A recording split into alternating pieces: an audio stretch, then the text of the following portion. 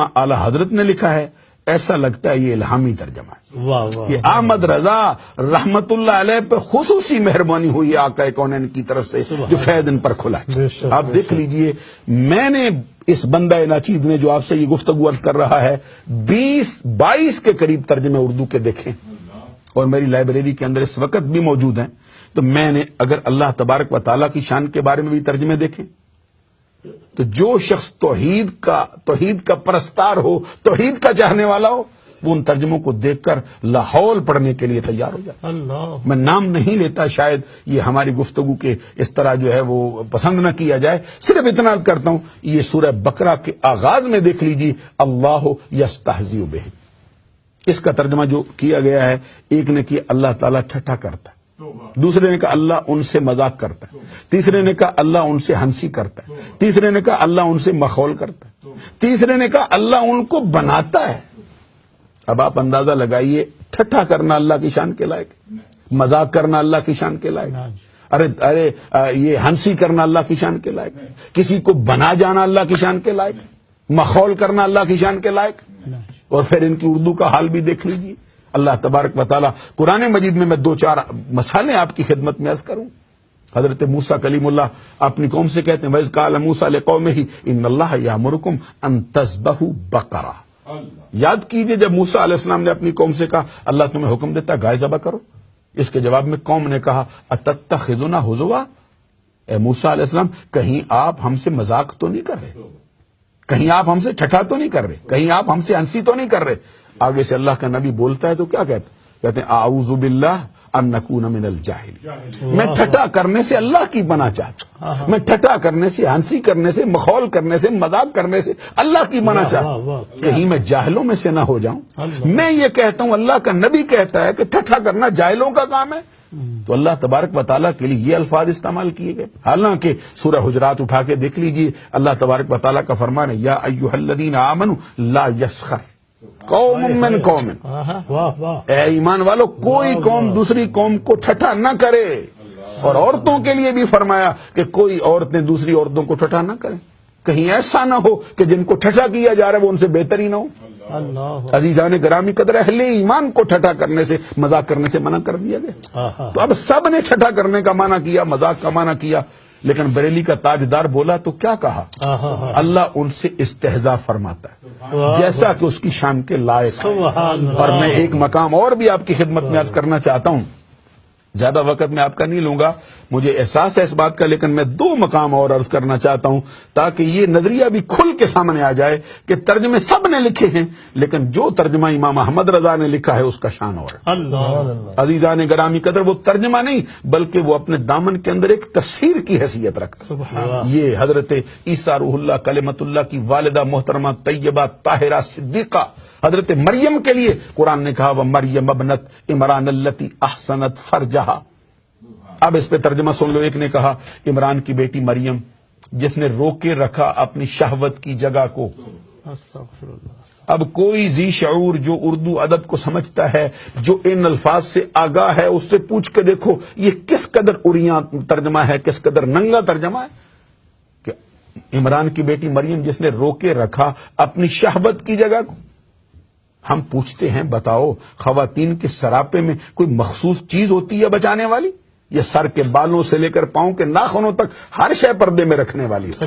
آؤ حسن و حسین کی ماں ملکہ فردوس بری نور چشم رحمت للعالمین، ہمارے آقا کے جگر کا ٹکڑا، عصمت کا در نہاں، عفت کا گنج گراں، شہزادی کون و مکان، سیدۃ نساء العالمین، سیدۃ نساء اہل الجنہ۔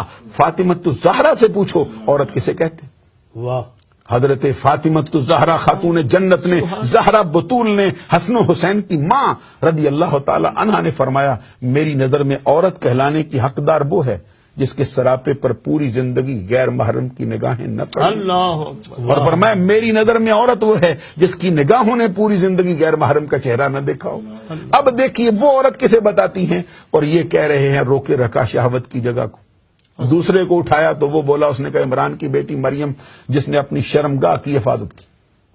کوئی شرمگاہ بتا رہا ہے، کوئی شہوت کی جگہ بتا رہا ہے۔ وقت ہوتا تو میں حضرت مریم کا تذکرہ ضرور کر جاتا اس مقام پر، یہ جو حضرت عیسیٰ روح اللہ کلمۃ اللہ نے ان پر لگنے والے اعتراضات کا رد کیا اور ماں کی گود میں کہا تھا انی عبد اللہ آتانی الکتاب وجعلنی نبیا وجعلنی مبارکا اینما کنت واوصانی بالصلاۃ والزکاۃ ما دمت حیا. حضرت عیسیٰ روح اللہ کلمۃ اللہ کی والدہ کے لیے جب یہ الفاظ کہے گئے تو پھر بریلی کا تاجدار بولا ہے اور کوئی نہیں بولا, سبحان نقی علی خان کا لخت جگر بولا ہے اور کوئی نہیں بولا. سبحان. انہوں نے فرمایا آؤ ہم بتاتے ہیں اس کا معنی کیا ہوگا. سبحان پھر وہ معنی کر کے کہہ گئے. فرمایا عمران کی پاکیزہ بیٹی مریم جس نے اپنی پارسائی کی حفاظت کی. سبحان اللہ. سبحان عمران کی پاکیزہ بیٹی مریم جس نے اپنی پارسائی کی حفاظت سبحان کی. اور میرا اللہ. دل چاہتا ہے میں شعر پڑھوں جو پہلے مولانا صدیقی صاحب نے پڑھے ہیں. جی جی جی. شرک تھا جب ناز کرنا احمد مختار پر, جی. نکتہ چی تھے لوگ علم سید ابرار پر, ہر ولی ہر غوث کو بے دستو پا سمجھا گیا, یا رسول اللہ کہنے پر بھی تھا فتویٰ شرک کا, کفر پر ایک دن مشیت کو جلال آ ہی گیا, آخر میرے آقا کی محبت کا سوال آ ہی گیا, صورت تسکین کی نکلی دل سیماب سے, آخر ایک کرن پھوٹی چرخ پر مہتاب سے, اس کرن کو اہل دین احمد رضا کہنے لگے, اللہ. امت ختم الرسل کا ناخدا. سبحان اللہ. عزیزان گرامی قدر وعدہ کیا تھا. ایک آیت اور بتانا چاہتا ہوں. جی جی. یہ قرآن مجید میں سورہ فتح کا پہلا حصہ اٹھا کے دیکھ لیجئے. انا فتحنا لک فتحا مبینا لیغفر لک اللہ ما تقدم من ذنبک وما تاخر.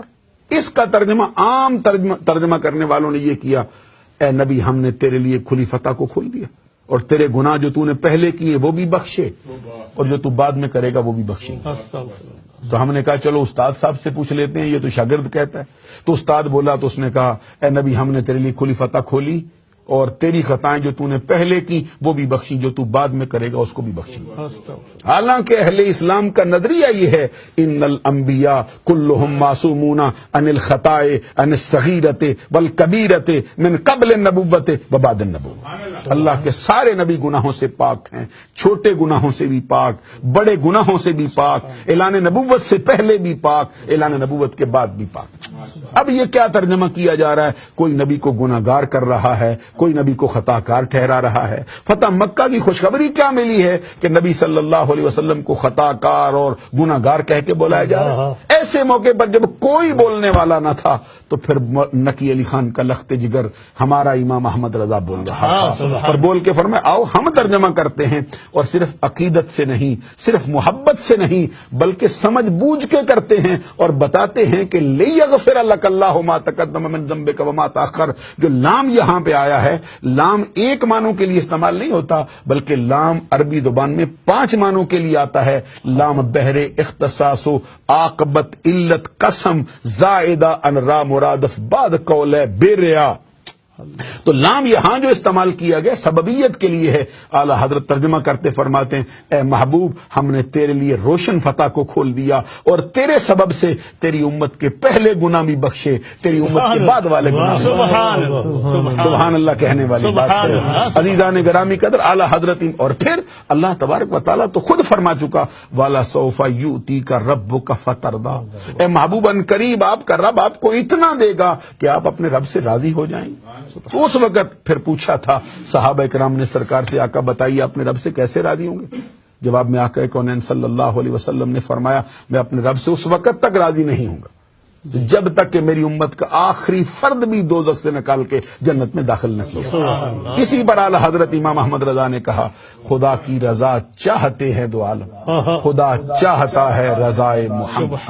خدا کی رضا چاہتے ہیں دو عالم, خدا چاہتا ہے رضائے محمد. سبحان اللہ. دل میں